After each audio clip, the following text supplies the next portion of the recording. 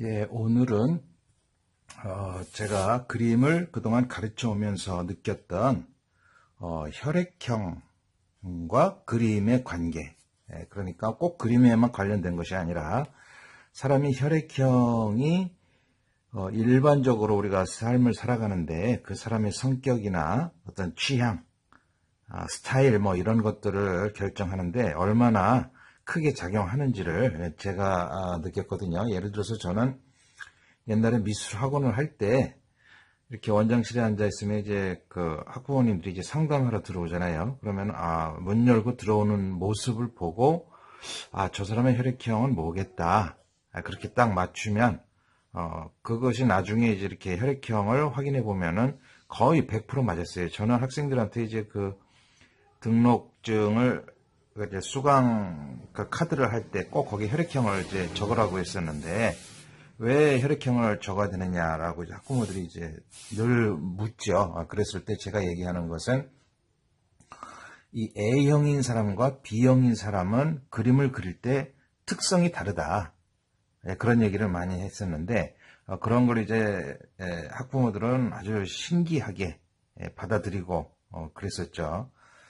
예를 들어서 이제 처음에 이 학생이 이제 어린 학생이든 뭐 고등학교, 중고등학교 학생이든 아니면은 성인이든 똑같아요. 예를 들어서 기본 기준을 가장 밝은 데서부터 가장 어두운 데까지 기본 단계 연습을 합니다. 그래서 그림이라는 것은 이렇게 빛과 이 삽비로 낼 수 있는 가장 어두운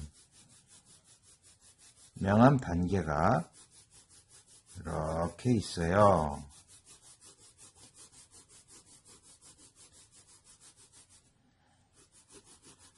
해서 아주 진한 색깔까지 해서 이것이 자연스럽게 개조가 느껴질 수 있도록 이렇게 한번 그려보세요. 이렇게 이제 이것이 어떤 그 기본 FM이라면은 이제 A형과 B형의 스타일이 있어요.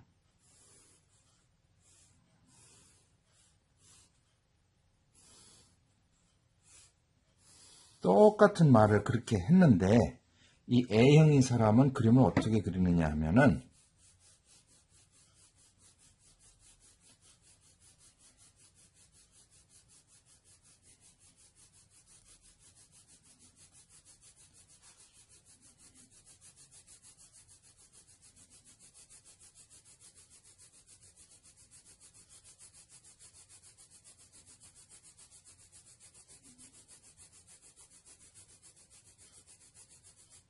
이렇게 그려놓는 것이 이게 A형이에요. 이게 이제 B형 보고 그려봐라.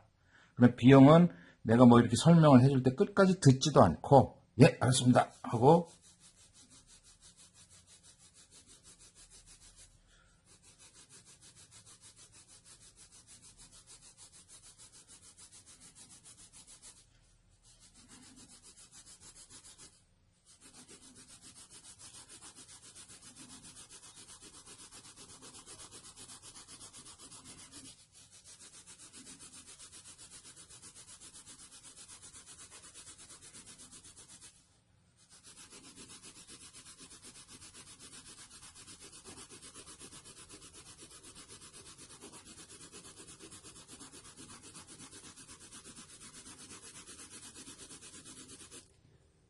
이렇게 그려놓는 것이 일반적으로 B형인 사람의 스타일입니다. 다시 말해서 B형은 뭔가 정리정돈이 안 되고 일단 기본적으로 가장 밝은 데서 어두운 데까지 기본 색깔 단계가 있어야 된다. 그랬을 때 말을 처음부터 끝까지 듣지를 않고 중간 얘기만 들어요. 그래서 항상 밝은 색을 실제보다 어둡게, 그렇지만 어두운 색은 어느 정도 정상치로 만들어줘요. 근데 결과적으로 이 외곽선이 정리정돈이 안 돼서 깨끗하지 않죠. 거기에 비해서 A형인 사람이 이 단계를 그려봐라 했을 때는 항상 밝은 톤을 아주 잘 해놔요. 성격 자체가 아주 소심하고 조심스럽기 때문에 실수를 안 하고 깔끔하죠. 그런데 항상 어두운 톤이 부족해요. 어두운 톤이 늘상 하다 만 것처럼. 그래서 밝은 톤은 괜찮은데 어두운 톤이 약하고, B형은 밝은 톤은 그러니까 어두운 톤은 좀 괜찮은데 밝은 톤이 조금 더 어둡죠. 실제 이거보다 더 어둡게 그려요. B형인 사람이 그리는 그림은 이런 이 정도까지 그려놓죠. 어쨌든 그 사람 생각은 밝은 것과 어두운 것은 색깔 차이가 있어야 된다. 그 사람 생각은 그 단순한 것밖에 없어요. 자, 밝은 데하고 어두운 데하고 색깔 차이가 분명히 났지? 잘 그렸지? 외곽 부분에 이렇게 막 삐져나오고 이런 거는 상관하지도 않는다는 거죠. 원래 성격적인 성향이 그래요. 근데 이제 A형인 경우는 이렇게 되는 거죠. 그래서 이 A형인 사람한테 당신은 어두운 톤이 약해요. 그럼 어두운 톤을 좀 더 이제 보강을 해주죠. B형인 경우에는 당신은 밝은 톤이 너무 어두워요. 그래서 다시 그려보세요. 그러면 이제 좀 더 밝게 해주고 정리도 좀 더 해주죠. 물론 이제 성질이 좀 급한 사람들은 이런 외곽으로 삐져나가는 것들을 절제하지를 못해요. 그건 그 사람들은 한 번 더. 그렇게 하면 이게 이제 중형인 상태에 일반화된 상태인데요. 이 단계에 일정하게 이제 들어가죠. 그러면 이제 그 다음에 이러한 상태가 됐을 때 그걸 보고 A형인지 B형인지 아니면 O형인지 구분해내라. 뭐 잘 구분해낼 수가 없어요. 일단 그 중형의 상태에 도달해야 된다는 것이죠. 다시 말해서 사람은 누구나 A형적인 성향, B형적인 성향을 갖고 있어요. 그런데 그 성향이라는 것은 태어나면서부터 본래적으로 갖고 있는 것이죠. 그렇지만은 이 A형과 B형의 어떤 그 우열의 차이는 없는 것이죠. A형이 더 좋다, B형이 더 좋다 얘기할 수가 없는 것입니다. O형이 더 좋다 얘기할 수가 없는 거예요. A형과 B형과 O형은 저마다 자기 성격의 특성을 갖고 있기 때문에 그 나름대로의 예를 들어서 여기서도 보면 A형은 밝은 톤을 밝게 해. 그 나름대로 장점이 있어요. 단지 소심해서 어두운 톤을 너무 약하게 된다. 그 단점이 있는 거죠. 단점이라기보다는 그 A형의 성격의 한계라는 것이죠. B형 역시 마찬가지예요. 어두운 톤을 잘해. 그것은 이 B형이 갖고 있는 본래적인 충동적인 성향의 장점이죠. 그렇지만 넌 너무 끝까지 듣지를 않고 관찰이 좀 부족해가지고 밝은 톤을 너무 어둡게 해놨어. 이게 이제 성격적인 한계예요. 그 서로의 장점과 한계를 적절하게 어우러졌을 때 그것이 중형의 상태가 된다는 것이죠. 그래서 그림을 그릴 때도 이 사람이 A형이구나. 보통 우리가 통상적으로 볼 때도 남학생과 여학생이 오면은 남학생과 여학생을 가르치는 스타일이 다르고 일반적인 사람들은 누구나 그러죠. 남자한테는 이놈아 저놈아 하지만 그 여학생한테는 그렇게 말을 함부로 하지는 않죠. 조심조심하게 하듯이 그것이 남자와 여자에 대한 어떤 그 구분을 해주는 것이죠. 그것처럼 A형인 사람과 B형인 사람 그 성격을 보고 너는 A형이라면 일반적으로 조금 어두운 톤이 약하니까 너는 어두운 톤을 좀 더 강하게 해줘야 돼. 그걸 이제 어두운 톤을 더 강조를 해서 얘기를 해주고 B형인 경우는 어두운 톤은 괜찮은데 밝은 톤이 너무 어둡게 또 정리정돈이 안 되니까 늘상 그림을 그린다라는 것은 굉장히 자기를 절제해서 차분하게 그려야지 너무 이렇게 덜렁덜렁 대면서 그리면 안 된다. 밝은 데는 연필선을 좀 눕혀서 촘촘하게 붙여가지고 그려야 정상적인 그림이 되는 거야. 그렇게 해서 이제 이 샘플로 보여주는 어떤 중형의 그런 상태에 도달할 수 있게 서로 비교를 해주고 그렇게 했을 때 두 번, 세 번 해주면 A형인 사람은 내가 좀 소심해서 평소에도 소심하기 때문에 어두운 톤을 좀 약하게 해주거나 좀 더 강하게 해줘야지. 그러면 이제 옆에 선생님이 보면서 그래 더 그보다 좀 더 그런 식으로 강조를 해주면 이제 어느 적절한 톤이 나오는 것이고요. B형인 학생한테는 그거 너무 어두워. 좀 더 밝게. 그래서 이렇게 중형에 맞는 그 색깔 단계까지 나오면 그 다음엔 이제 그 두 사람의 그림이 어느 정도 똑같아진다고 해서 개성이 없어지는 것이 아니고 그 각각의 개인이 갖고 있는 그 성격적인 어떤 결함치가 빠져나가면서 정상적으로 된다 하는 것이죠. 그래서 중형의 상태가 돼야 이제 어떤 그림도 좀 일반적인 기준의 그림이 되는데 그런 단계가 된다 하는 것입니다. 이것이 굉장히 중요한 것은 제가 옛날에 초등학교에 가서 이제 초등학교 선생님들 한 20분 정도를 가지고 그림 그리는 것을 한 두 달 정도 제가 이제 수업을 진행한 적이 있었는데 그때 그 선생님들한테 이것을 A4 용지에다가 이제 잡아서 자기가 그림을 그려봐라. 똑같이 설명을 했어요. 그러고 나서 내가 선생님들의 혈액형을 맞추겠습니다. 해서 그거를 10장을 칠판에다 쭉 20장을 칠판에다 놓고 이분은 혈액형이 A형이고 이분은 B형이고 이분은 조금 O형인 것 같아요. 이분은 뭐 또 뭔가 좀 헷갈리는 게 좀 AB형인 것 같고 그래서 쭉 얘기를 했는데 그 20명의 그 혈액형을 제가 다 맞췄어요.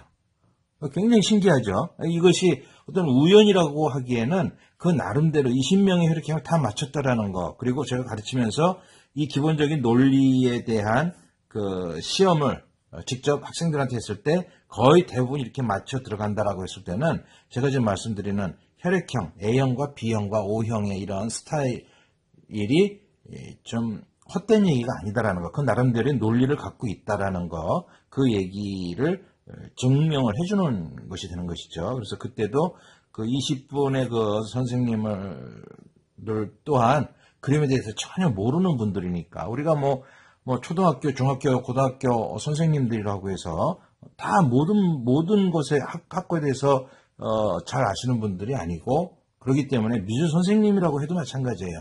즉 우리가 중고등학교 미술 선생님이 있지만은 거기에는 동양화를 전공한 선생님이 있고 또 서양화를 전공한 선생님이 있고 동양화도 아니고 서양화도 아니고 그 디자인을 전공하신 분도 있죠. 그리고 뭐 공예과를 나오신 분도 있고 이렇게 다양해요. 다양하신 분들이 있기 때문에 이 공예과나 디자인을 하신 분들은 일반적으로 그 회화, 그러니까 동양화나 서양화를 회화라고 하는데 우리 여기 또 조각과를 나온 분들이 계시겠죠. 이런 어떤 회화를 몰라요.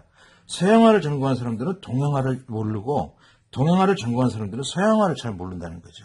그렇지만 일반적으로 수채화,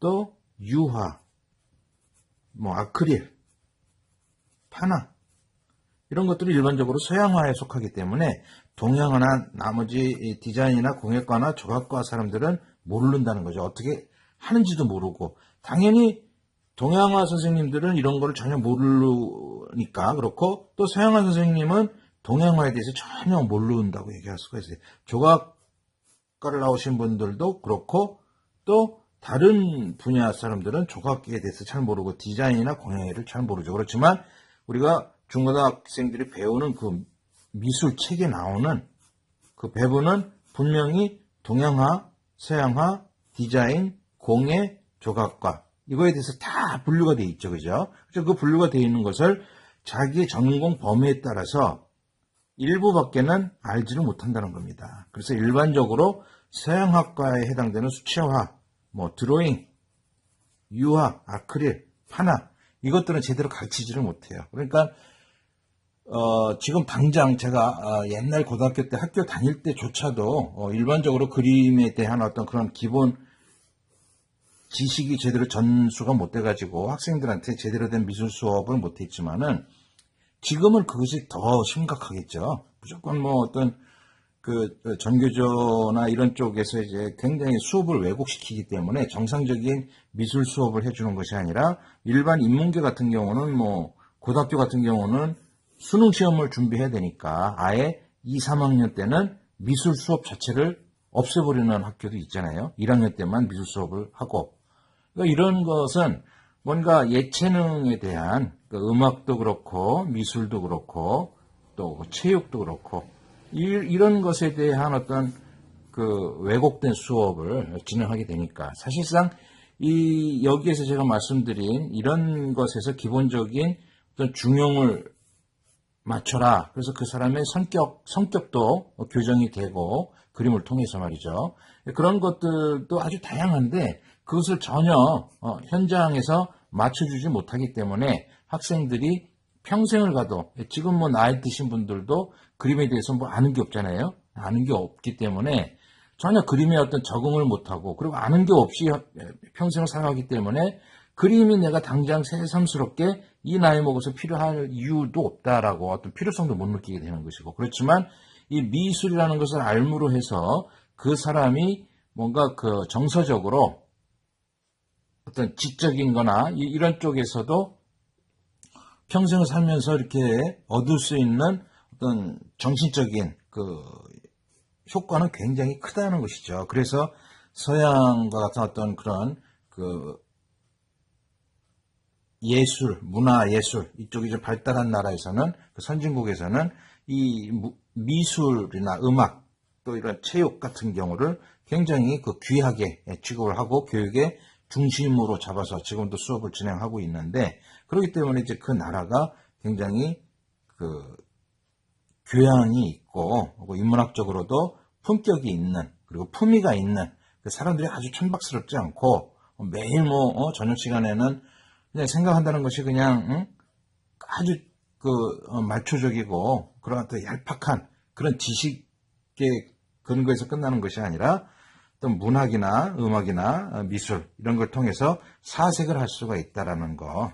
그래서 그것이 그 사람의 품격을 만들어준다는 것인데 그러한 지도가 우리나라에서는 제대로 갖춰지지 않다라는 것이 너무 좀 아쉬운 그 현실이죠. 그러니까 여러분들도 그림을 좀 배우지만은 물론 제가 가르치는 것이 지금 제 유튜브를 보시는 분들이 뭐 어떤 분들인지 내가 모르니까 들어와 계시는 분들이 물론 이제 지금 제가 시작한 지 얼마 안 되기 때문에 아직은 몇 분 안 되지만은 제가 이제 생각하는 것은 뭐 수만 명, 수십만 명까지도 회원이 들어올 수 있기를 원합니다. 그렇게 해서 그분들에게 그림이 가장 기본적인 것을 어떤 그 품격 있게 그리고 아주 전통적인 미술사나 어떤 그런 어떤 그 옛날부터 우리가 전통적으로 끌어온 그런 그 검증되고 인정된 그런 기준에서의 그 미술 실기를 말씀을 드릴 거니까 꼭 좀 귀찮더라도 꼭 그 구독도 좀 눌러주시고요.